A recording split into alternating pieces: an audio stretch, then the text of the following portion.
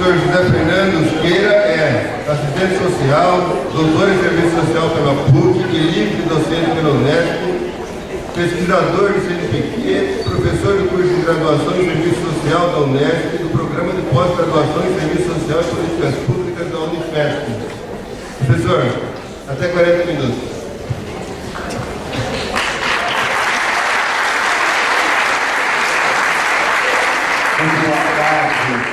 Todas, eu quero agradecer a comissão organizadora do CONAS pelo convite, um convite com uma tremenda responsabilidade, num momento extremamente difícil, em que penso que temos que refletir, mas entendo que, evidentemente, temos que nos organizar, né? Isso é óbvio.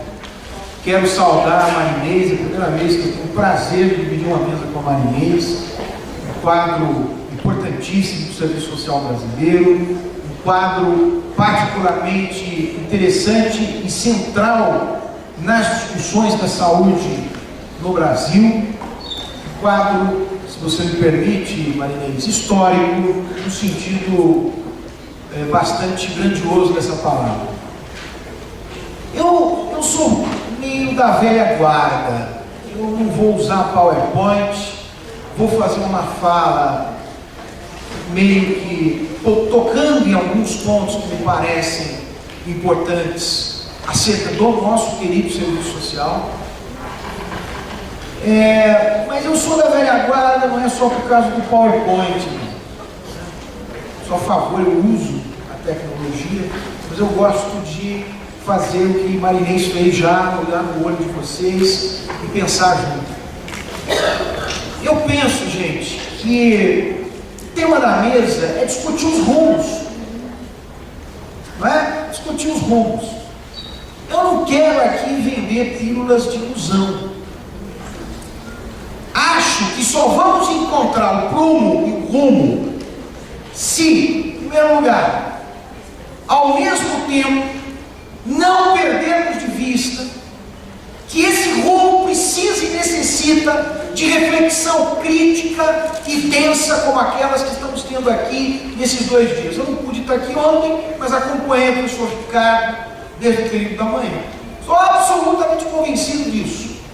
Não se faz resistência só com a militância, embora não se faça resistência sem militância. Isso é um ponto importante. Então tem que ter discussão teórica densa. Eu fiquei muito feliz, não só de ver a Marinês, mas, por exemplo, a mesa que nos antecedeu, com Sara e Edvânia, mostram profissionais da área de serviço social que estão estudando, não só os trabalhadores, estão estudando o que as burguesias estão pensando. Eu acho isso da máxima importância. Saber qual é o projeto desses caras, que não é um projeto qualquer, não é uma coisa qualquer. Eu me lembro de uma conversa que eu tive com o professor Ricardo Antunes, ele dizia para mim: olha, eu sou da FGV, esses caras estudam os volumes do capital, esses caras conhecem o capital de cabo a rabo, sabem o que é a Lei Geral da Acumulação, conhecem muito bem o que é a mais-valia, o que é trabalho concreto e trabalho abstrato, sabem muito bem qual é a função do fundo público, como disse a Sara aqui. Por isso, gente, tem que ter discussão crítica. Esse negócio de falar bem claro, que eu ouço todo dia. O que assistente social tem que estudar? Isso é uma tarefa nossa. Ou o que essa turma está estudando? Olha, tem a galerinha lá da universidade que ganha muito bem, que faz ótimas análises, e nós estamos aqui amassando o barro. Eu quero ver ele vir aqui fazer um trabalho cotidiano dentro do hospital, por exemplo. Isso que a gente ouve. E acho que isso nos enfraquece. Nos enfraquece. Eu quero fazer uma fala muito objetiva em cima de 2 pontos. Primeiro, recuperar 4 aspectos tendo o serviço social como eixo, mas atenção, a minha análise não é uma análise, aqui eu vou lembrar o polêmico professor Zé Paulo Neto, que eu acho uma cabeça, e acho que nós estamos numa transição no serviço social brasileiro, e que a gente precisa do Zé Paulo, precisa da Marilda, precisa dos nossos quadros históricos, o que não significa que a gente tenha que ter uma relação de subserviência com eles. Mas é importante recuperar essa trajetória. Zé Paulo dizia o seguinte: a nossa análise não pode ser endórica, nem quando se fala de saúde e nem quando se fala de serviço social. Todo mundo está dizendo isso aqui. Não é? Você não explica o serviço social, grosso modo, olhando apenas por dentro do serviço social. E é por isso que Ricardo Antunes está aqui, por isso que a Sara está aqui, por isso que o Zé Paulo escreve o que escreve, por isso que a gente está falando o que está falando. Isso não significa em absoluto que a gente não tem que entender quais são as particularidades do serviço social. Atenção, estou usando a palavra, quais são as particularidades do serviço social. E dentro das particularidades do serviço social, nós temos outras particularidades na área da assistência, na área da saúde, na área sociojurídica. Essa mirada que eu estou sugerindo, que não é minha, é de um legado crítico do serviço social brasileiro, não é? Ela exige, atenção, ela exige a decodificação da particularidade. Não existe ponto de vista de totalidade, análise de totalidade concreta, sem a explicação também da particularidade. Isso supõe a praxis profissional. Isso não é sonho de malucos. É preciso deixar claro isso. Por que eu estou insistindo nesse ponto? Porque eu estou absolutamente convencido de que os rumos, olha que ele está no plural, hein? Os rumos hoje não necessariamente estão afinados com essas coisas que nós estamos conversando aqui. Eu defendo e assino embaixo o que nós estamos falando aqui. Mas eu quero insistir que existem outras tendências, inclusive na relação com o serviço social, que trabalham, pelo menos uma delas, absolutamente numa perspectiva antagônica a essa que nós estamos dizendo aqui. E é preciso dar essa visibilidade, é preciso fazer o que a Sara está fazendo com o empresariado, quando vai estudar qual é a concepção, qual é o projeto burguês do início do século XXI, com suas expressões no Brasil. Tem que fazer isso também. Claro que essas coisas estão conectadas no Brasil, pensando, por exemplo, como é que essa conversa está dentro do serviço social, né? Que é uma conversa que muita gente tem feito em Holanda, José Paulo Neto fez isso na revista 50, né? Eu acho que tem muita coisa ali interessante, mas tem muita coisa acontecendo. Objetivamente, entrando na minha fala, eu quero chamar a atenção, então peraí, antes disso, a minha pegada não é uma pegada endógena. Colocar o serviço social como eixo não significa ler o serviço social a partir do indivíduo. Isso, gente, é básico. Tem que repetir e a gente tem que ter isso em mente. Falar de questões universais, tratar de questões estruturais, não significa desconsiderar o serviço social. Muito pelo contrário, é necessário retomar o serviço social nessa totalidade social. Marinda, Zé Paulo, recuperemos o nosso legado, que foi um legado construído, gente, eu ando pela América Latina, construído pelo serviço social brasileiro,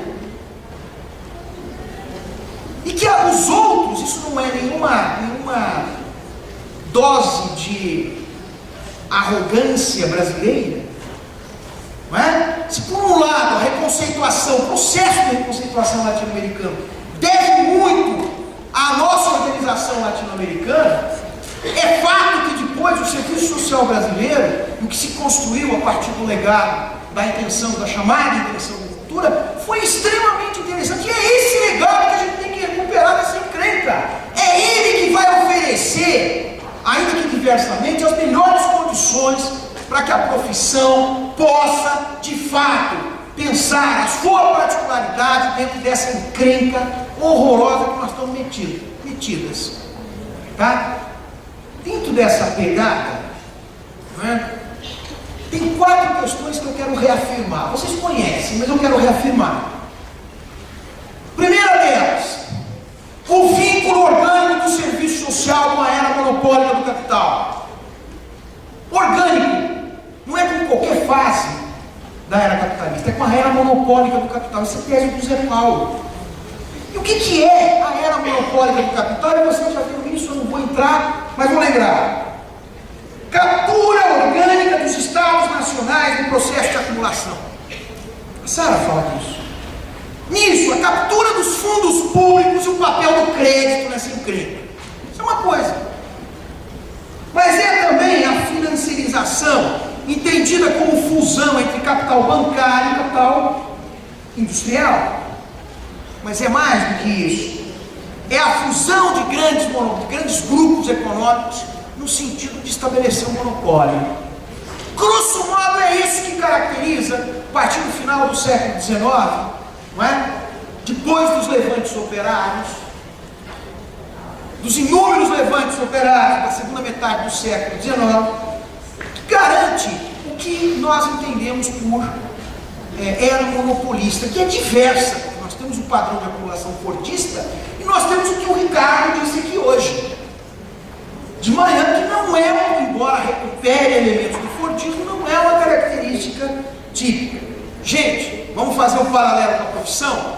Esse é o tempo, a era fordista, da gênese da profissão.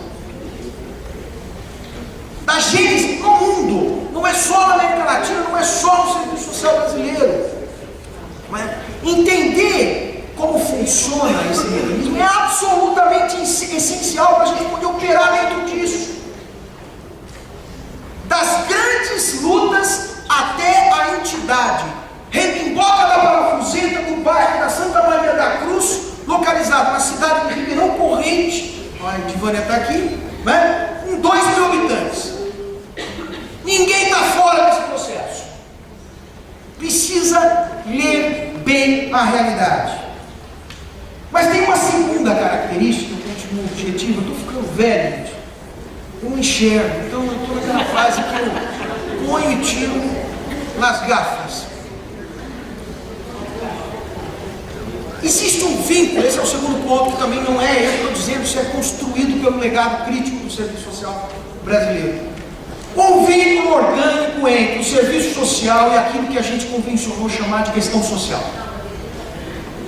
Mas a questão social entendida nas suas refrações, atenção, questão social não é um amontoado de coisas individuais, não é? A questão social é composta por um conjunto de problemas produzidos e reproduzidos na ordem do capital, particularmente na sua fase monopolista, que se retratam heterogeneamente, mas não isoladamente, relacionando dialeticamente subjetividades, indivíduos, coletivos e classes.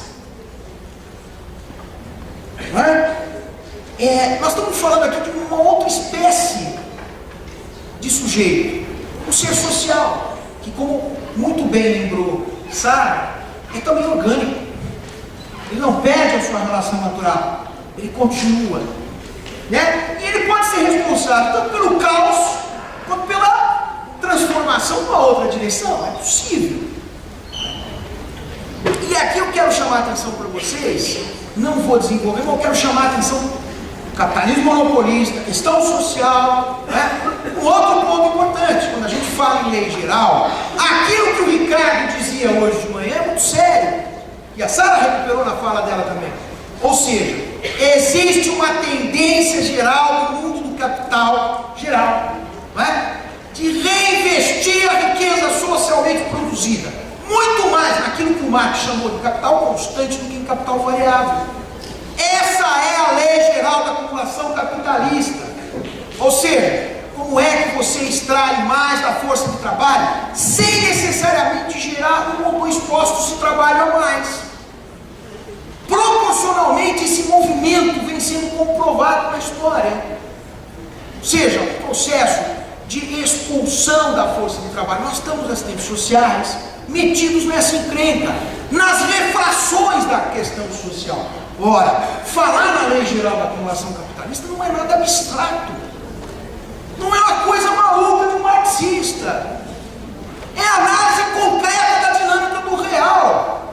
Ou será, vamos provocar, que vocês acham que a gente vai resolver ou vai encaminhar bem a tal da questão social utilizando o equilíbrio sistêmico, a responsabilidade social, a solidariedade das classes?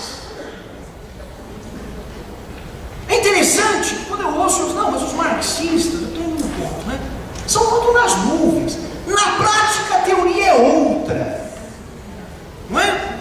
Ora, quem disse que essas concepções, que eu vou trabalhar muito rapidamente depois, dão conta da dinâmica do real?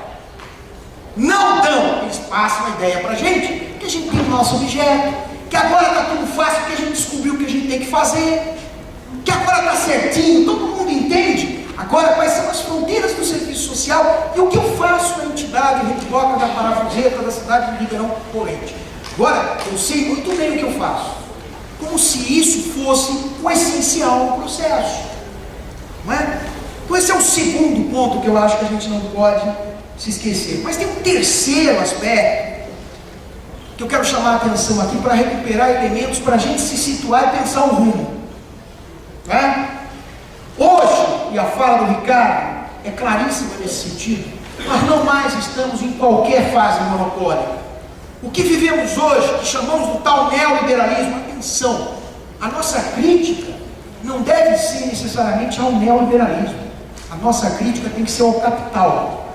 O neoliberalismo tem que ser combatido, mas antes de combater o neoliberalismo, você tem que combater o capital, a reprodução ampliada do capital, que criou a forma histórica do neoliberalismo, que claro tem que ser criticado.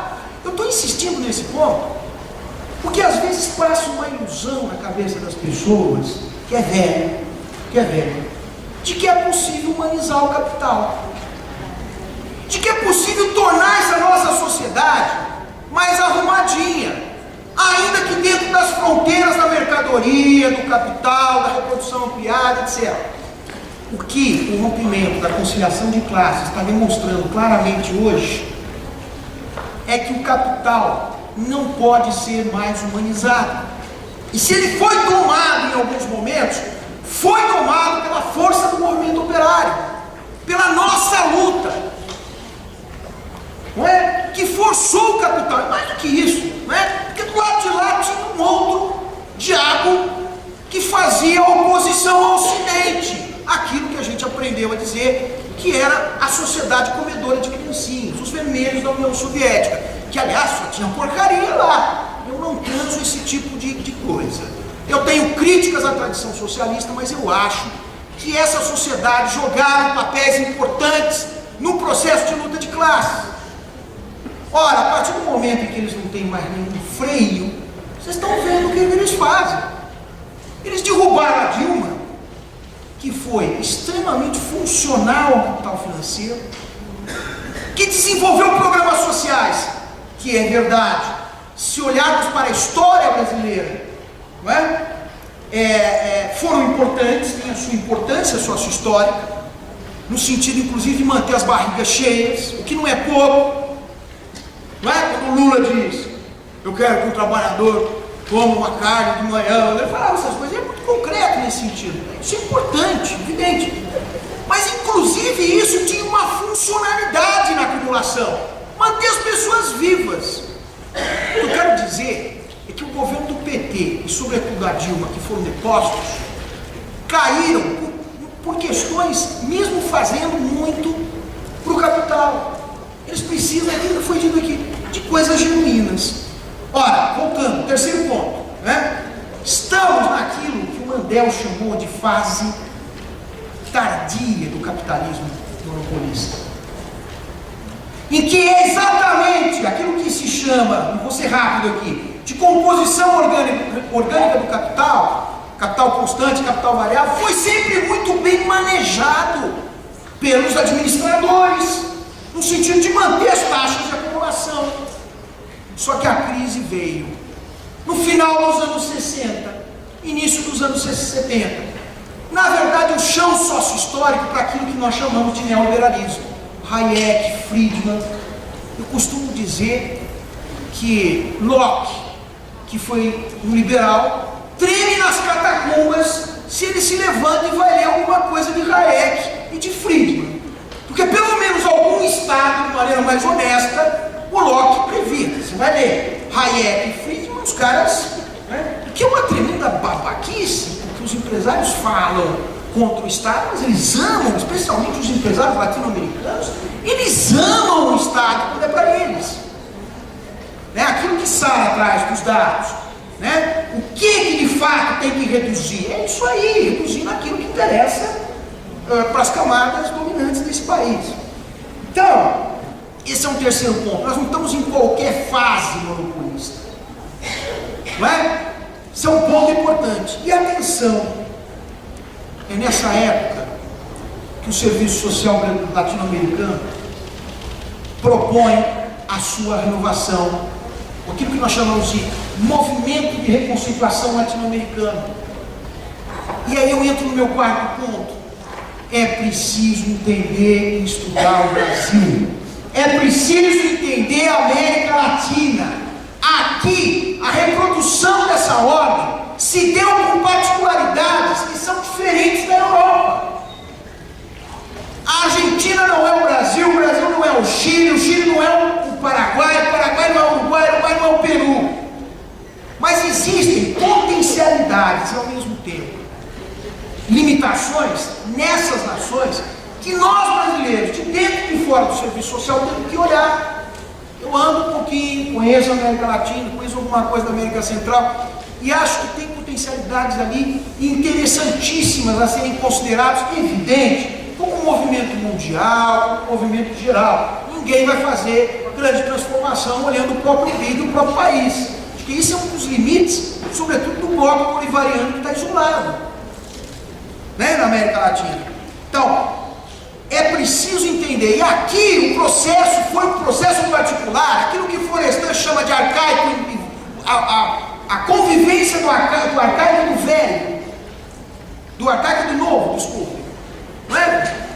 O velho novo que se reedita, que se recoloca, os debates, eu não vou entrar aqui, por exemplo, acerca da teoria da dependência, a retomada, o reaquecimento das teorias da dependência. Eu quero lembrar a vocês que o príncipe da sociologia escreveu sobre dependência. E ele já dizia lá atrás, no FFHC, que a dependência existia. Mas pasmem, qual é a fórmula sugerida, para eu terminar essa parte aqui? Não é?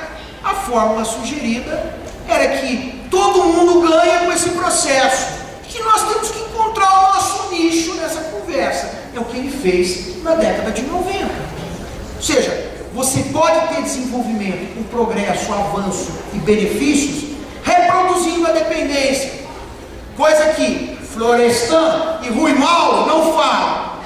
Atenção, qual é a tradição que a gente tem que recuperar? É essa tradição que vai nos dar as melhores condições para pensar a dependência latino-americana, o capitalismo tardio, o caráter hipertardio da América Latina, as nossas características peculiares na era de monopólios. E o serviço social nesse rebosteio inteiro, gente, desculpe. Não é como profissão que gerencia refrações da questão social. Isso é uma coisa que eu acho que é essencial para demarcar o debate. Por que eu estou dizendo isso? Eu já estou indo para o meio do fim, não sei quanto tempo eu falei já. Detalhe, não vou usar mais do tempo não. Quais são os rumos que têm aparecido por aí? Eu tenho escrito sobre isso, já disse em outros momentos, e eu estou falando isso não só pensando no Brasil, estou olhando um pouco para a América Latina. Esses rumos, eles são muito heterogêneos, e atenção, eles se sustentam em marcos teóricos diferentes e antagônicos. Por isso, a formação, teve uma pergunta que foi feita aqui na mesa anterior, sobre a questão da formação. Por isso que a formação é tão cara para nós.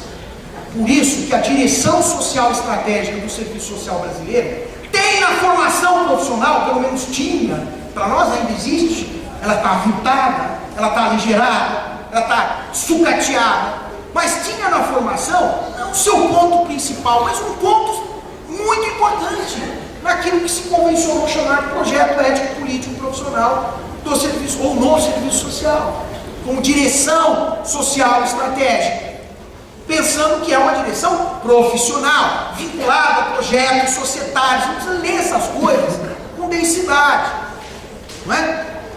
Ora, qual é, eu tenho dito isso, a primeira orientação e rumo que estão sugerindo para a gente? É aquilo que, no meu entender, é um desdobramento, e o Zé Paulo já disse isso, do que se convencionou chamar, a partir do livro Ditadura e Serviço Social, de concepção modernizadora, que foi uma das renovações do serviço social brasileiro, né? A renovação do serviço social brasileiro. Só que hoje ela não se apresenta com a mesma forma que está na ditadura, ou que está no texto do Zé Paulo da revista 50. Porque o Zé Paulo errou. Eu acho que a análise do Zé Paulo é maravilhosa. É que a realidade está em movimento, gente.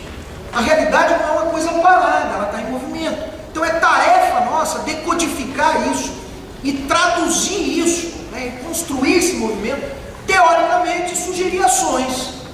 Ora, qual o foco hoje dessa perspectiva que se apresenta ao serviço social pelas instituições? O foco é a integração empreendedora dos indivíduos. Qual é a base teórica dessa linha? As concepções sistêmicas,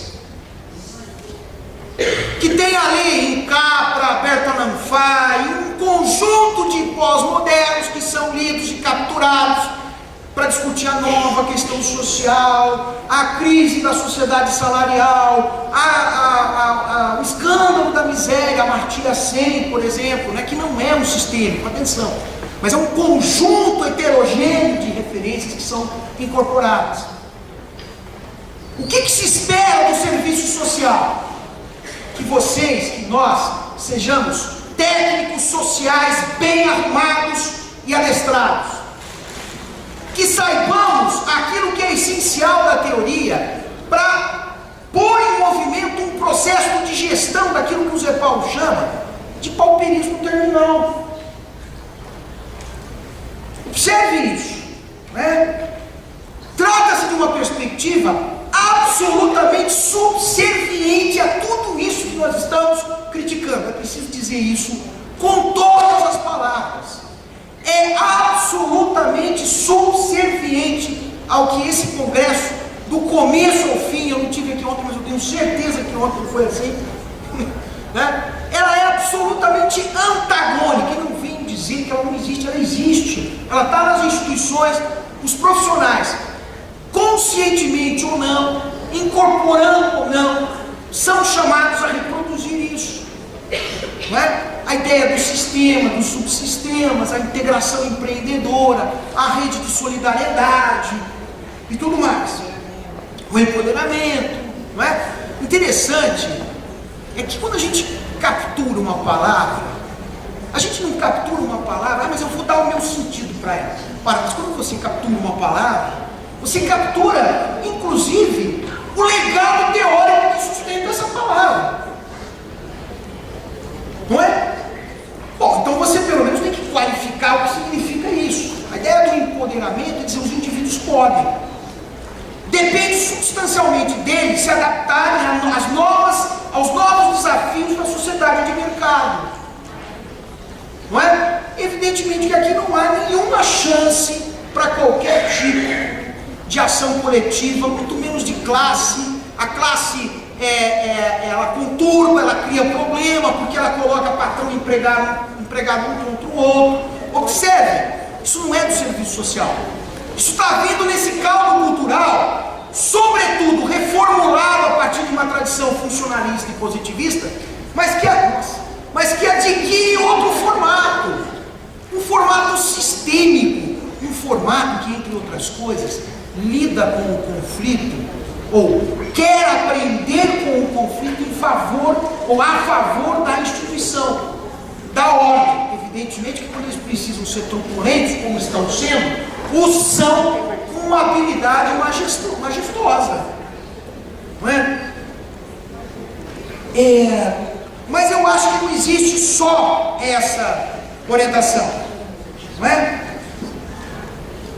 Existe uma outra orientação que, embora dividindo autores e referencial bibliográfico com essa, tem se apresentado fortemente ao serviço social brasileiro como rumo, como perspectiva de legitimidade, de uma prática mais eficiente, de uma prática de verdade inserida na realidade, preocupada com a realidade do usuário, etc, etc. Bom, é essa tradição, não é? Essa tradição reporta a heterogênea e diversa chamada pós-modernidade, que, atenção, ganhou força, sobretudo na segunda metade dos anos 60, curiosamente, quando tal do neoliberalismo se adensou. Existe um paralelismo disso, não é? Tanto a concepção sistêmica quanto a concepção diversa, heterogênea, multifacetada, as pós-modernidades também entram aqui, não é? Mas qual é o foco dessa orientação? O foco está, atenção no que eu vou dizer, e é polêmico, na defesa de níveis de emancipação política focada em pequenas ações, em microações, que são transclassistas, que são localizadas, e ela é sedutora, porque ela fala do território, não é? Ela fala das lutas sociais, mas de que espécie de luta social se fala? Não é a luta social classista, é a luta social que se diz para além das classes, porque essa categoria se foi, acabou, não existe mais, como diz Lyotard, né? O que existe são linguagens, o que existe é o espaço cibernético, o que existe é a crítica às metanarrativas, porque nenhuma delas dá conta. Então nós temos que juntar com cá. Eu posso muito bem fazer uma análise maravilhosa utilizando a discussão de micropoder de Michel Foucault, mas tem alguma coisa de Hannah Arendt que me adora e que eu uso, mas olha, ainda eu posso chegar no grande da sociedade civil. Quer dizer, o que eu estou chamando a atenção, me interessa aqui, quem conhece, quem não conhece, estou dizendo o seguinte: é uma mescla de tendências das mais variadas possíveis. Não está no horizonte, e olha que a fala da Maria Inês é clara, tem um horizonte, o horizonte é a emancipação humana. O uso da emancipação política é parte da luta, não é o fim, e muito menos é uma luta por pedaço, por segmento, que nasce espontaneamente. É a luta dos cachorrinhos, dos gatinhos, não é? LGBT, dos negros. Claro que essas demandas são importantes, mas são demandas que têm que ser recuperadas no conjunto da luta dos trabalhadores, gente. Senão a gente vai ficar discutindo fragmento, não é? E o capital sabe incorporar muitíssimo bem os segmentos. Acabou de chegar a alô. Pois é. Então, na verdade, é uma forma de, diferentemente da outra, dizer, olha, existem sim níveis de emancipação política, não é? Mas isso se dá nas lutas fragmentadas e parciais nos micro-territórios. É preciso qualificar, galera, o que é território. Eu posso muito bem trabalhar com a noção de território se eu entender o território como uma expressão imediata de uma complexidade. O território não é o território é a expressão imediata de um conjunto de problemas, de questões vinculadas às refrações da questão social.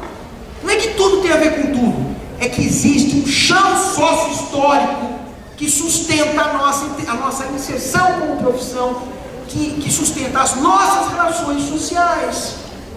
Se eu digo que isso não é importante, porque isso é teoria, ora, eu estou absolutamente transformando a minha intervenção em uma coisa absolutamente pontual. E olha, que já existem as dificuldades, que são dificuldades objetivas. De fato, nós somos dragados para ter ações pontuais.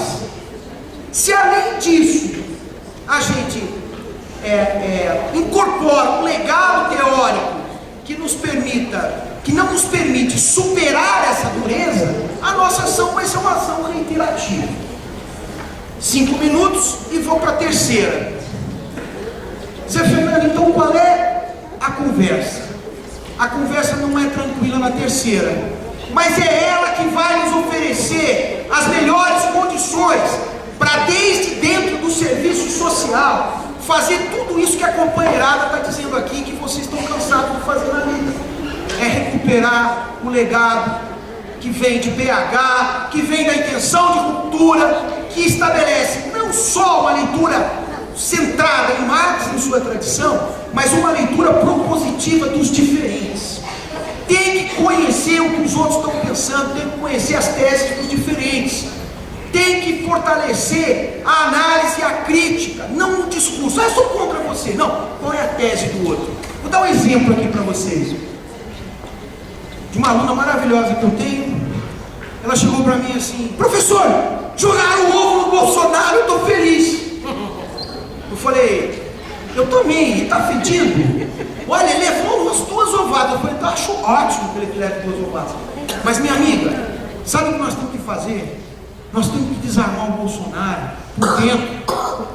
E desarmar o Bolsonaro não é desarmar o Bolsonaro, é desarmar toda a ideologia que compõe a visão de mundo do Bolsonaro, que é apenas a expressão do furacão Irma que está aí. Vocês estão entendendo o que eu estou falando? Quer dizer, e para isso tem que estudar, gente. Olha, nessa terceira linha, o foco é a emancipação humana. Zé Fernando, mas o serviço social faz emancipação humana? Não. A luta pela emancipação humana não é uma tarefa do serviço social, mais sozinho. Mas o serviço social, por meio de vínculos que ele deve ter com sindicatos combativos, eu falo, colega, não é? Com movimentos sociais, não identificando partido, movimento e profissão, mas também não separando isso. Partido não é profissão, profissão não é partido. Agora, a gente sabe o que é tirar o partido e o movimento da profissão. Aí sabe o que a gente vira? O operador da política instituída. Vocês estão entendendo o que eu estou falando? Tem que ter movimento, tem que ter química para além das fronteiras da profissão. E a profissão ajuda a acumular força, mas a profissão não vai fazer a grande tarefa da emancipação humana. Porque senão, gente, é melhor dar um tiro na cabeça. Tá? É melhor dar um tiro na cabeça, porque isso não é tarefa da profissão, mas a profissão é parte do processo. E ter essa direção estratégica é essencial, faz toda a diferença, inclusive nas pequenas ações. Outro exemplo cotidiano que eu ouvi, em nível de supervisão acadêmica. Só para vocês terem uma ideia. Professor, sim, eu estou no Maus Lençóis. O que aconteceu? Olha, eu estou fazendo estágio num lugar aí, e tem uma estagiária, a professora Raquel Santana, e tem eu que sou de você. A minha supervisora não quer nem de longe que vocês vão lá. Eu falei, mas por quê? O que acontece? Não, porque ela acha que você vai dizer para ela falar de Marx para os usuários do hospital. Eu falei, olha o nível de reflexão. A operacionalização do marxismo no campo de estágio é conversar sobre Marx com o paciente. Se fosse verdade, já estaríamos na sociedade. Pois é, não, mas eu quero dizer o seguinte: se eu encontrar um bom comunista internado, eu vou lá e bato um papo com ele. Porra, meu. Mas o que eu quero dizer é outra coisa. Gente, não.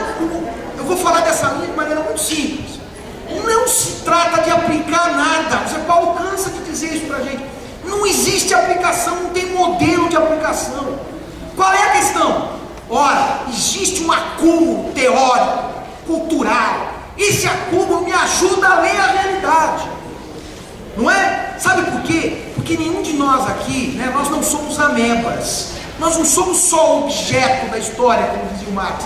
Nós somos sujeitos, ainda que relativos. Então, sabe aonde que está a saída para aquilo que você vai fazer?